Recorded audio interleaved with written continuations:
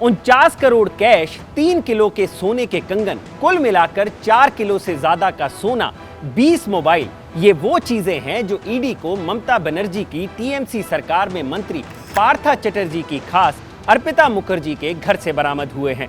शायद यही वजह है जो पार्था चटर्जी की तबीयत खराब हो रही है। रही बात अर्पिता की, तो उन्हें तो लोग कैश क्वीन कहकर पुकारने लगे हैं, लेकिन पैसों के अलावा और भी कई ऐसी चीजें हैं जो ईडी के हाथ लगी हैं, जिससे ममता सरकार से लेकर पार्था चटर्जी की मुश्किलें बढ़ सकती हैं। तो चलिए बताते हैं आपको कि आखिर ईडी को अर्पिता के घर से क्या क्या मिला है और कैसे ईडी के हाथ अर्पिता मुखर्जी तक पहुंचे। साथ ही बताएंगे अर्पिता के पास से मिली उन डायरीज के बारे में भी जिनसे एसएससी घोटाले का राज बाहर आ सकता है। नमस्कार, मेरा नाम है भूपेंद्र सोनी और आप देख रहे हैं अनकट। सबसे पहले ईडी ने 23 जुलाई को अर्पिता के घर पर छापा मारा था। इस छापे के दौरान की एक फोटो वायरल हुई थी जिसमें अर्पिता के घर पर 500 से 2000 रुपए के नोटों का अंबार लगा हुआ था।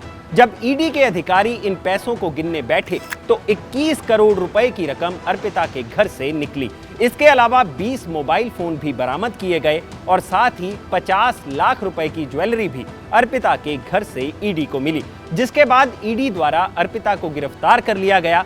और गिरफ्तारी के बाद जब अर्पिता से ईडी ने पूछताछ शुरू की तो कई चीजें बाहर निकल कर आईं। इस जांच के दौरान ईडी को अर्पिता के कोलकाता के बेलघरिया में स्थित एक फ्लैट की जानकारी मिली।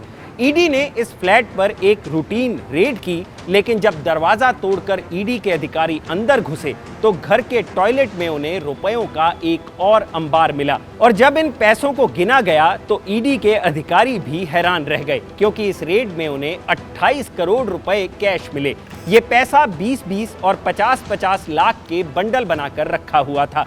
इसके अलावा 5 किलो सोना और आभूषण भी मिले हैं, जिनकी कीमत 4.5 करोड़ के आसपास बताई जा रही है। ये रेड लगभग 18 घंटे तक चली और इस रेड में ईडी के हाथ कुछ दस्तावेज भी लगे हैं जो पार्था चटर्जी की मुश्किलें बढ़ा सकते हैं। ईडी को इस रेड के दौरान 2600 पेज के डॉक्यूमेंट्स मिले हैं, जिनमें पार्था और अर्पिता चटर्जी की ज्वाइंट प्रॉपर्टीज का जिक्र है। और साथ ही 3 ऐसी डायरीज भी ईडी के हाथ लगी हैं जिनमें लेन देन का सारा रिकॉर्ड कोड वर्ड्स में दर्ज किया गया है। खैर, अब खबरों की माने तो ईडी ने अर्पिता के घर से मिली डायरीज में दर्ज सभी लेन देन को जांचना शुरू कर दिया है, जिससे आने वाले वक्त में इस घोटाले से जुड़े और लोगों के नाम भी सामने आ सकते हैं।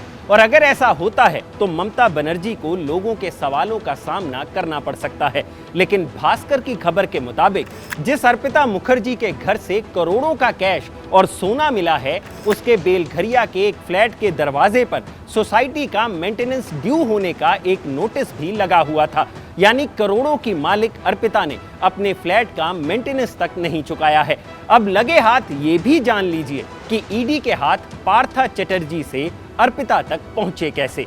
असल में ईडी ने टीचर भर्ती घोटाले को लेकर पार्था चटर्जी के घर पर हाल ही में छापे मारे थे। इन्हीं छापों के दौरान ईडी को पार्था के घर से कुछ पर्चियां मिली जिन पर 1 CR टू अर्पिता और 4 CR टू अर्पिता लिखा हुआ था, जिससे ईडी के अधिकारियों को ये क्लू मिला कि अर्पिता मुखर्जी के घर से कैश बरामद हो सकता है। जिसके बाद ईडी ने अर्पिता के घर पर रेड की और बाकी की कहानी आपके सामने है। तो फिलहाल अब ये उम्मीद की जा रही है कि ममता बनर्जी पार्था को कैबिनेट से बाहर कर सकती हैं, लेकिन अब नजर रहेगी इस बात पर कि अर्पिता के घर से मिली उन डायरीज में से ईडी के हाथ क्या लगता है।